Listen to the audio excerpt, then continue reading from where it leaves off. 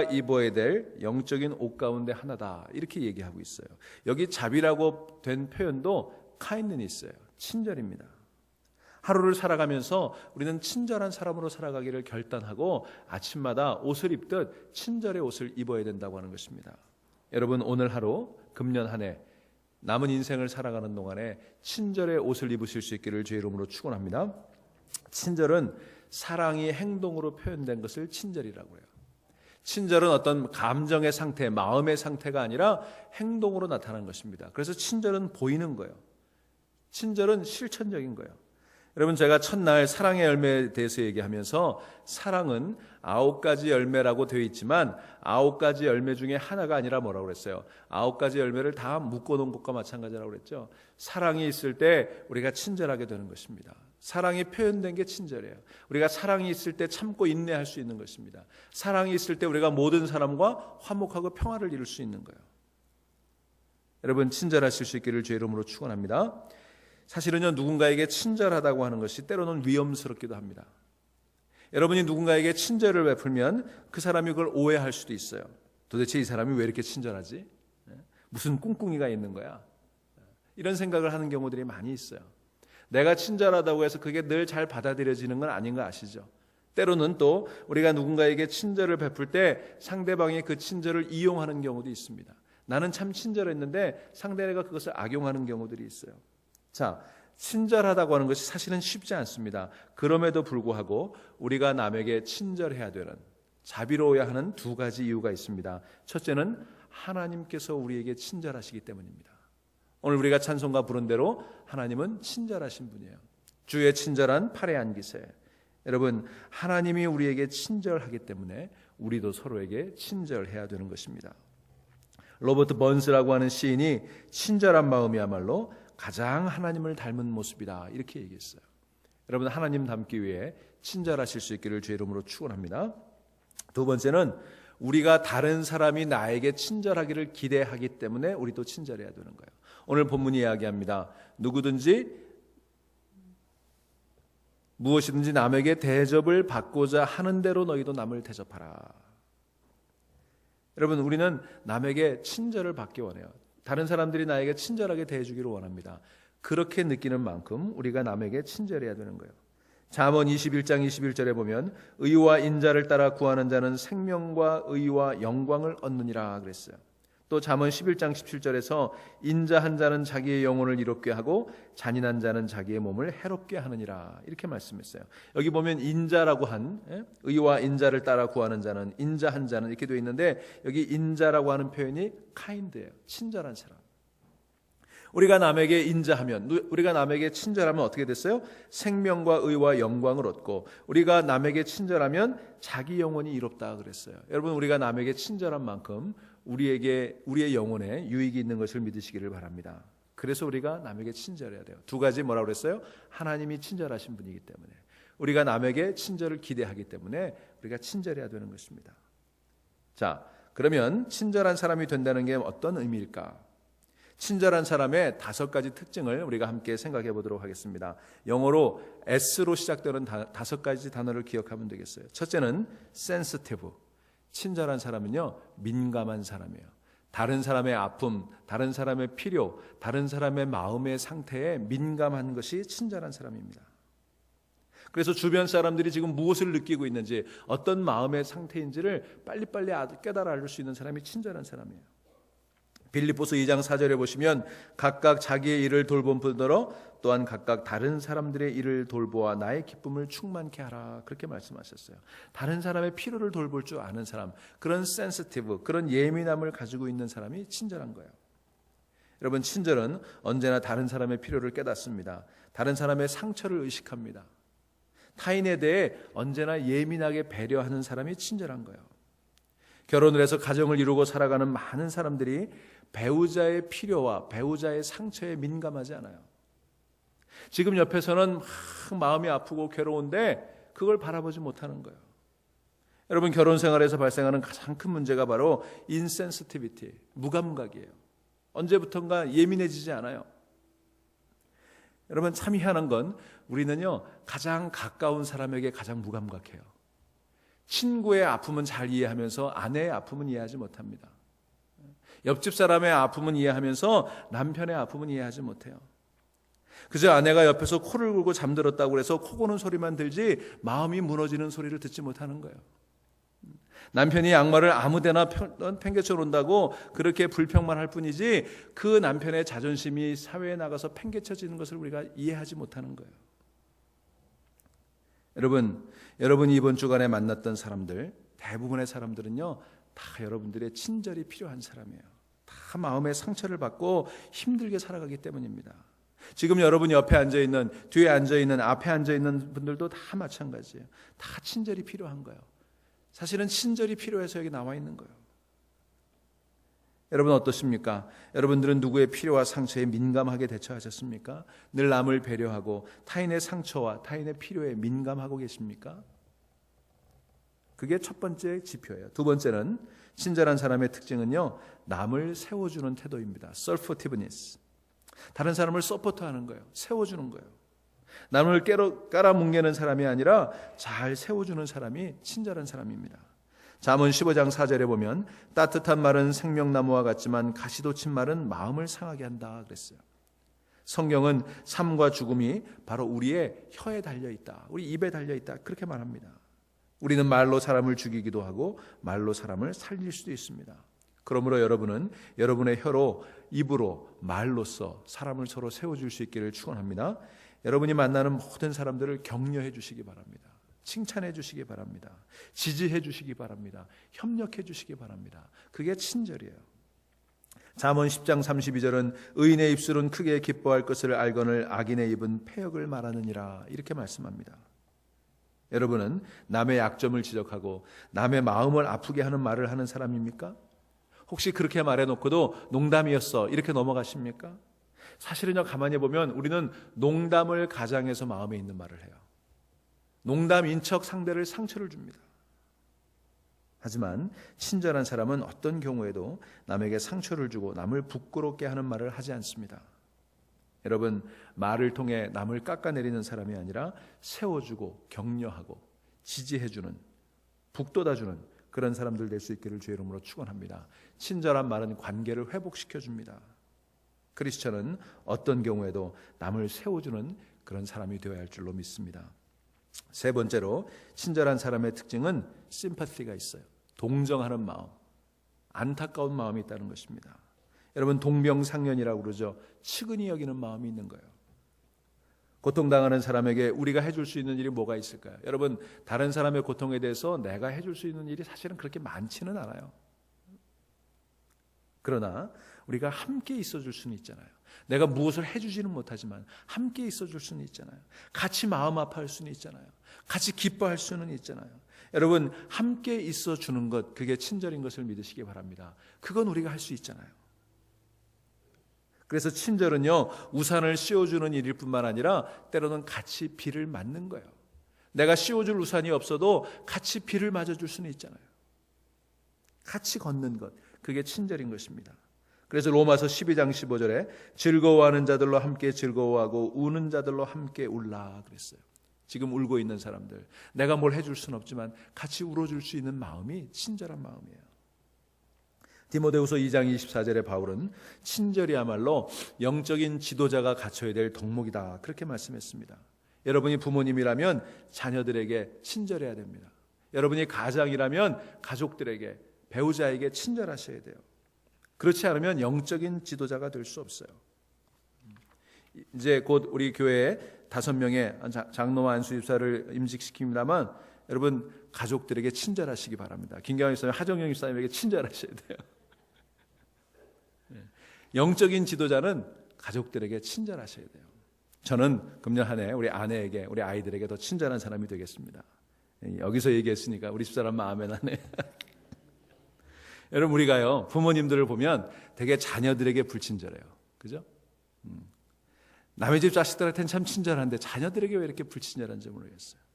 아이들이 어떤 문제에 직면했을 때, 야, 그게 무슨 문제야? 그러고 넘어가죠.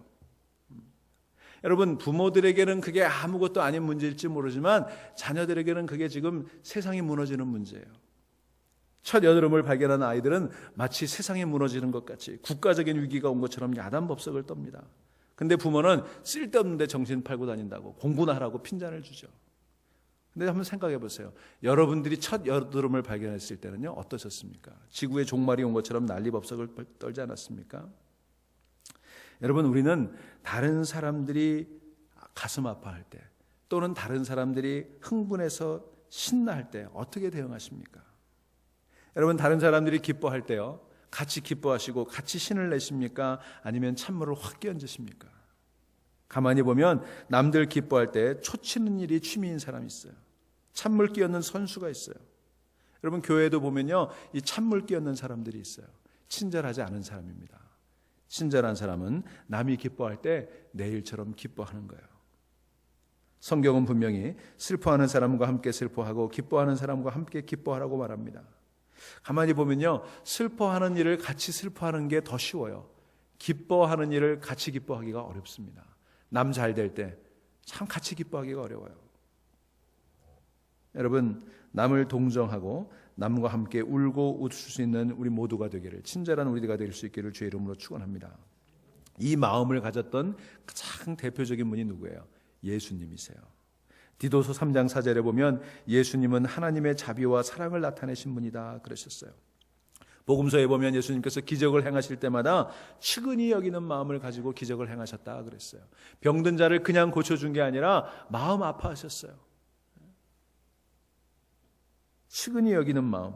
이 측은히 여긴다라고 하는 단어가 헬라어로 내장이라고 하는 말의 의미를 가지고 있다고 그랬죠. 어원이 같아요. 우리 내장과 측은히 여기는 마음이 같아요. 무슨 뜻입니까? 애 끓는 마음으로, 애간장이 녹는 마음으로 다른 사람의 아픔을 느끼는 마음이 측은히 여기는 마음이에요. 우리 예수님 그런 분이셨습니다. 여러분, 우리가 진정 예수 그리스도를 닮기 원한다면 측은히 여기는 마음, 남을 동정하는 마음, 슬픔과 기쁨을 함께 나누는 그런 친절한 마음 가진 여러분 될 수 있기를 주의 이름으로 간절히 축원합니다.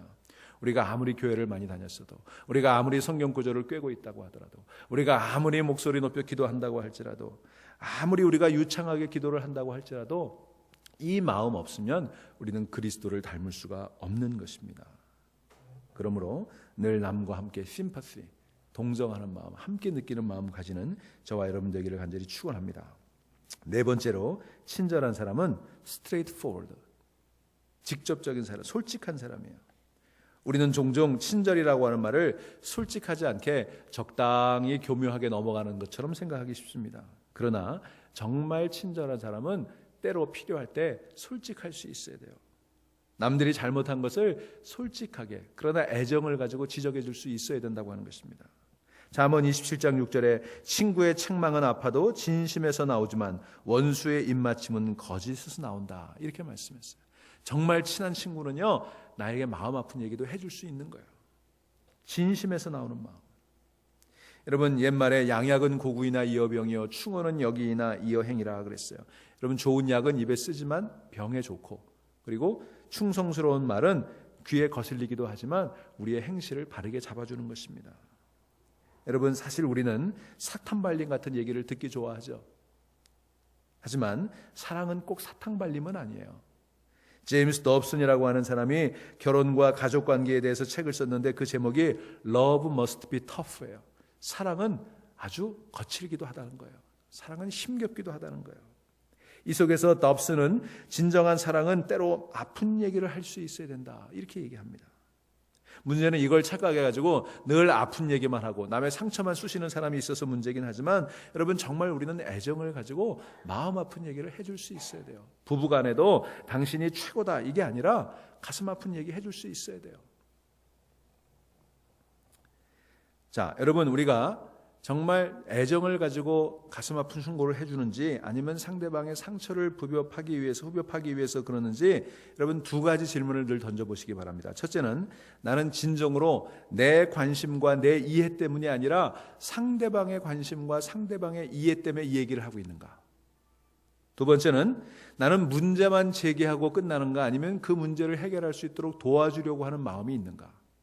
여러분, 이것을 판단해 보시고 그렇게 상대방의 이해와 관심, 그리고 상대를 도와줄 수 있는 마음, 의지가 있다고 생각할 때 직선적으로 솔직하게 충고해 주시기 바랍니다. 아무튼 친절은 때로 힘들고 어려운 일을 솔직하게 제기하고 함께 씨름하는 진솔함이 필요한 거예요. 마지막으로 친절은 스폰테니어스, 즉각적이어야 돼요. 무슨 얘기냐 하면 따져보고 계산해서는 친절할 수 없다고 하는 것입니다. 상대방의 필요를 느낄 때 그때 바로 친절을 베풀어야 된다는 거예요. 여러분, 친절은요, 나중에 할 수 있는 일이 아니라 지금 해야 되는 일입니다. 기다려서는 안 됩니다. 갈라디아서 6장 10절에 보면 그러므로 우리는 기회에 있는 대로 모든 이에게 착한 일을 하되 그랬어요. 기회에 있는 대로. 여러분, 기회가 늘 오는 거 아닙니다. 내가 남에게 친절을 베풀 수 있는 기회가 있어요. 머뭇거리다 보면 기회를 놓치고 마는 것입니다. 얼마나 자주 우리가 누군가에게 친절을 베풀어야지 마음만 먹다가 막상 그 기회를 놓쳐버렸습니까? 여러분, 친절은요, 마음에 아무리 많이 가지고 있어도 소용이 없어요. 표현되지 않으면 소용이 없는 것입니다.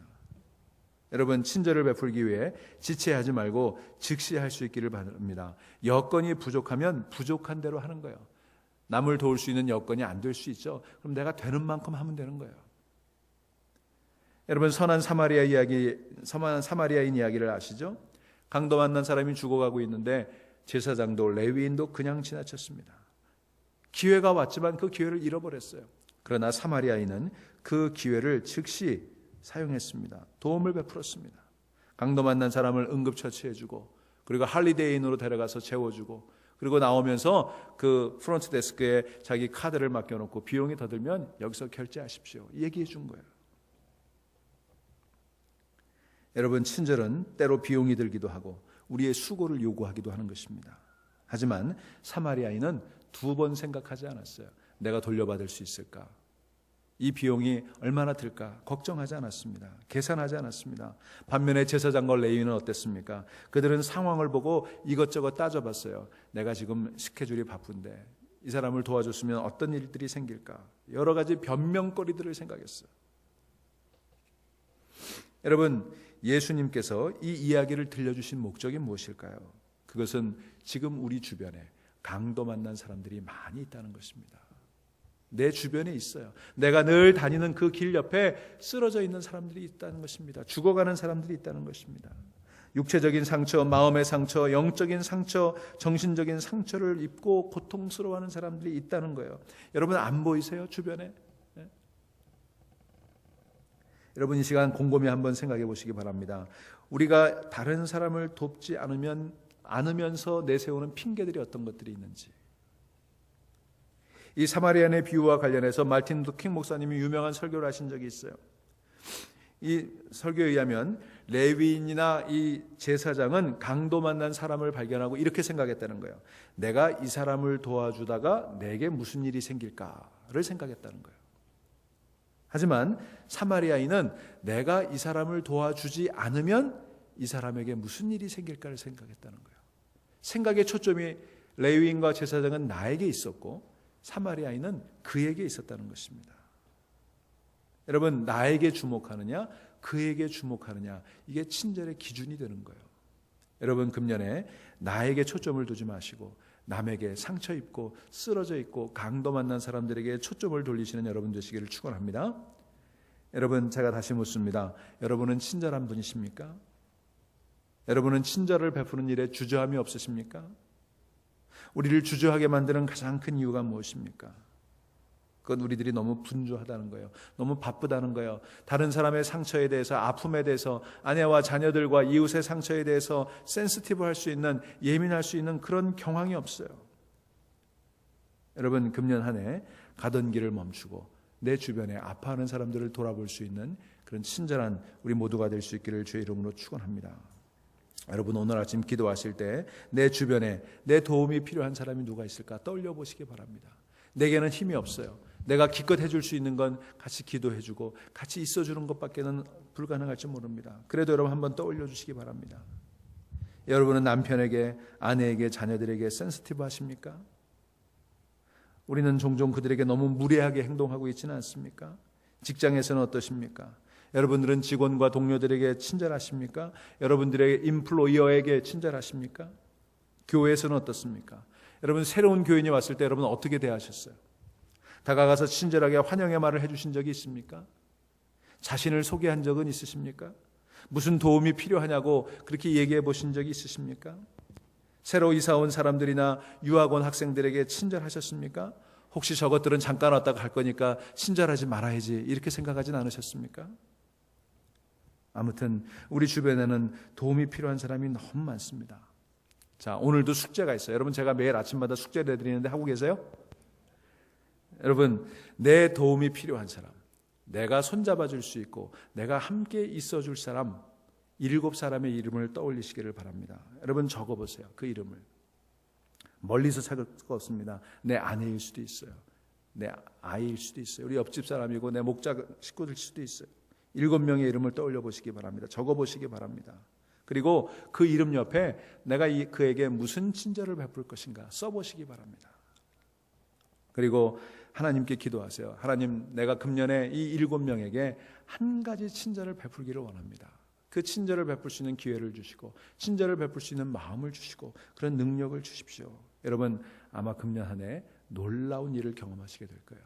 신년 특별 새벽 기도에 하나님, 내 가정을 축복해 주십시오. 내 가정에 복 주십시오. 돈을 주십시오. 문제를 해결해 주십시오. 라고 기도할 것이 아니라 정말 내 친절을 필요한 사람 7명을 적어보십시오. 하나님께서 여러분들에게 기회를 주시고 여러분들에게 놀라운 축복을 부어주실 줄 믿습니다. 마지막으로 말씀을 마칩니다. 우리가 친절해야 될 가장 중요한 이유, 제가 서두에 말씀드렸던 것처럼 하나님이 친절한 분이시기 때문입니다. 하나님은 우리의 필요에 센서티브, 민감하시고 우리를 서포티브, 세워주시고 우리의 아픔을 심파thetic, 나눠주시고 그리고 모든 일을 미루거나 지체하지 않고 즉시 우리에게 친절을 베풀어 주십니다. 하나님이 친절한 분이시라면 우리도 친절해야 하지 않을까요? 친절함은 사랑이 구체적으로 표현되는 것입니다. 친절함으로 나타나지 않은 감정만의 사랑은 아무런 의미가 없습니다. 친절하신 하나님, 오늘 그 하나님을 향해 기도하시는 귀하고 복된 아침, 그래서 친절의 열매, 자비의 열매를 맺는 여러분의 복된 인생 되실 수 있기를 주의 이름으로 축원합니다. 기도하겠습니다.